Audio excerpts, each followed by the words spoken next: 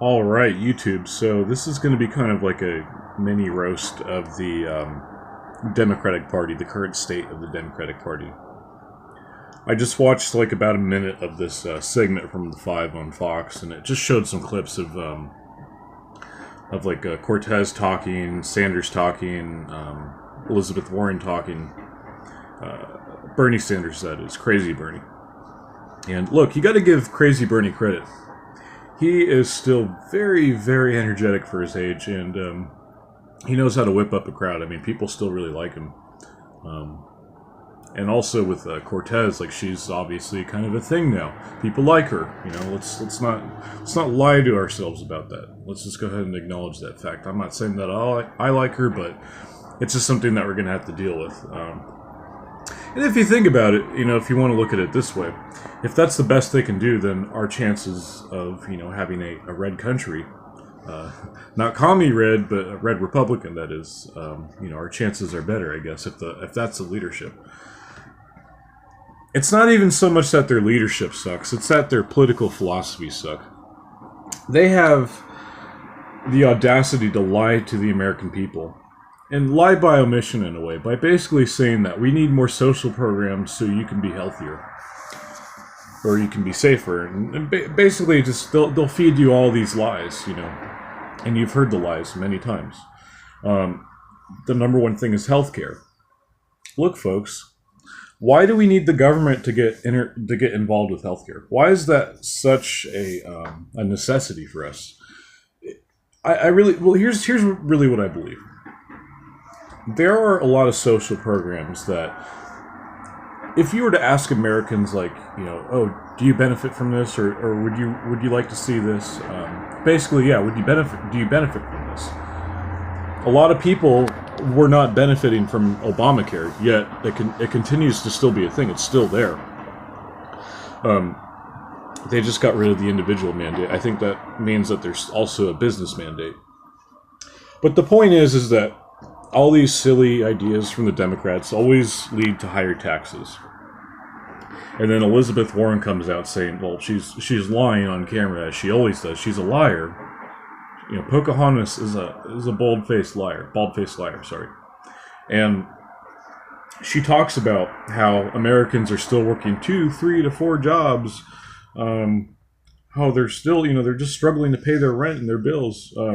Well, think about what taxes, you know, how taxes, you know, interferes with, or basically how taxes are involved with that, essentially. The reason why they're having to work so hard is because their taxes are too high, you know. That's basically what it is. And they refuse to acknowledge this. They refuse to acknowledge that their own political philosophy is really just not good for the working class. I mean, the Democrats used to be like that, but it seems like the polls have kind of switched now, you know, in many ways, you know, not just with that, but also with like social rhetoric. The right and the Republicans seem to be a lot more accepting nowadays. I can't say the same thing about the Democrats, really.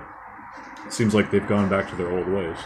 No, but the thing that really pisses me off, though, about Elizabeth Warren, Pocahontas, is that she's just ignoring the problem. She's basically saying that, you know, she's saying that the economy's bad, that people are still needing to work 4 jobs, but, you know, not only is she lying about that, because I know most people in my town are, you know, they work 2 jobs at the most, and they're doing fine. They're not like, you know, about to hang themselves or anything. They're fine, but I just don't. I don't know. I really wish that she had acknowledged that point. I don't know where I was going with that, but I really wish she'd acknowledge that point and just tell her constituents and the American people, for that matter, flat out, like, I'm lying to you guys. Like, I think she'd actually, in the Democratic Party, if they were to say that, we'd probably respect them a lot more, you know. And it's funny because Bill Burr actually said, like, this is the reason why I like the Republicans more. He said, like, at least the Republicans tell you that they're going to screw you over. The Democrats, like, pretend to, like, actually care for you, which they don't. It's total bullshit, you know. They're Marxists at this point. But I just, you know, I find so much wrong, though, with socialism. If you were not to tax people so much, you would pretty much grant them the freedom or the financial ability to pay for their own healthcare, you know? why do we need the government basically telling us how to spend our money? That's essentially what taxes are. You know, it's sorry, that seems to be the whole song and dance with the Democrats. I'm serious. Like, this is why people are walking away. Obviously, it's been happening for years. I'm glad that it's finally getting, you know, mainstream spotlight.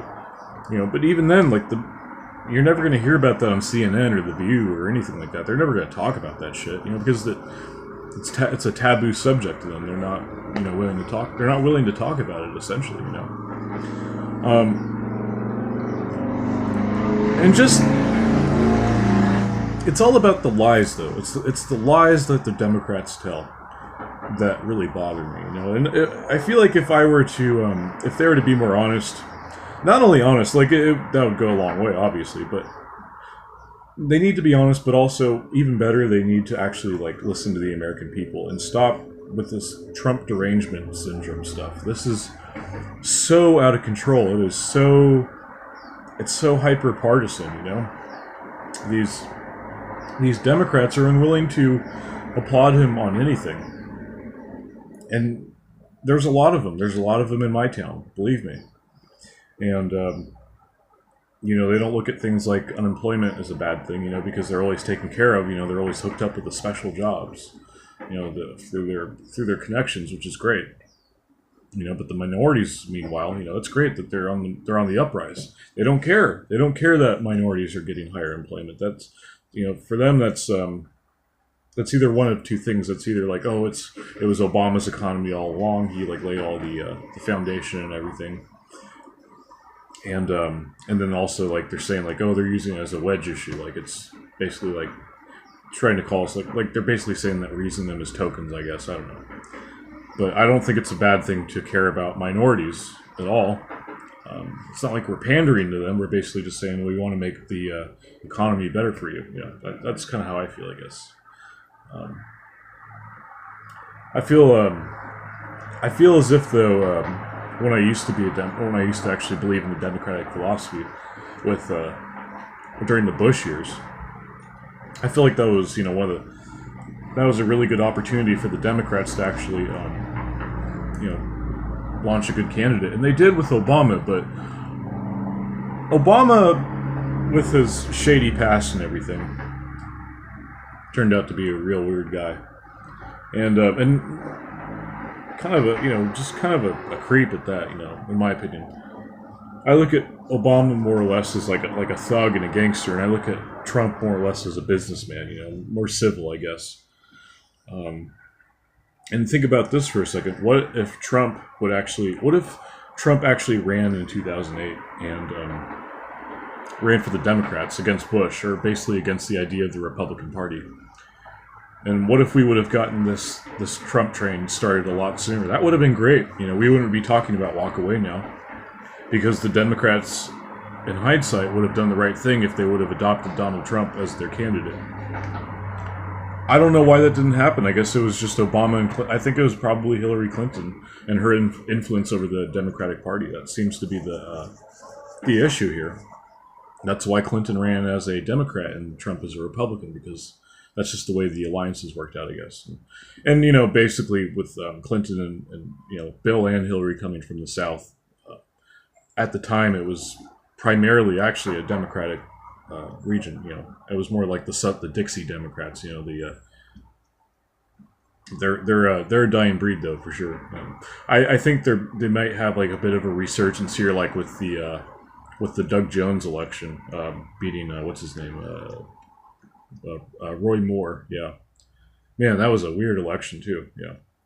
Anyways, guys, that's I don't really want to go any more longer. Democratic Party, you know, just not for me. Yeah, that's everything that I think that's wrong with the Democratic Party right now. All right, guys, peace.